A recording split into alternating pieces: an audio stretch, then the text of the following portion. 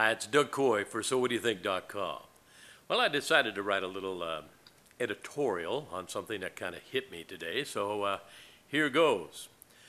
The story in British Columbia, Canada, that's where I live, had to do with Branson's visit to Vancouver and the announcement that Virgin Airlines would be flying from England to Vancouver. Now, that did not turn out to be the big story.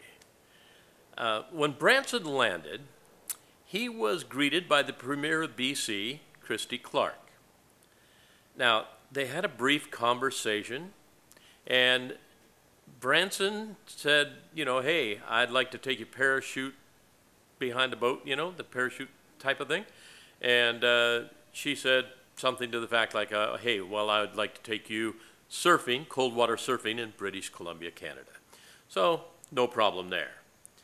Later, after Branson had left British Columbia, he tweeted.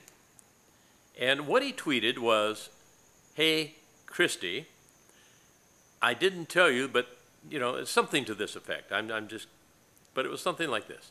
I didn't tell you, but those that do this parachute thing with me on my back, they usually are in the nude. And it showed a picture of him with a supermodel on his back, and the supermodel was nude. Now, that's pretty tacky. And it made headlines, and of course that's what everybody in the talk shows talked about, and they're still kind of talking about it. So here's my thing. What I think is odd is how the print media handled it. What do I mean by that?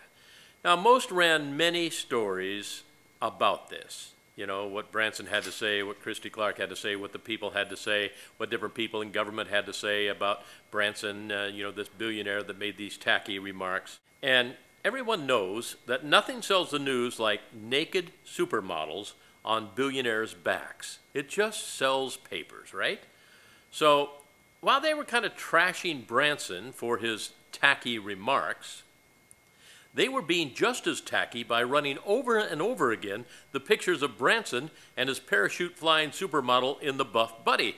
So tacky is as tacky does. And when it comes to tacky, newspapers will do anything today to keep the presses rolling.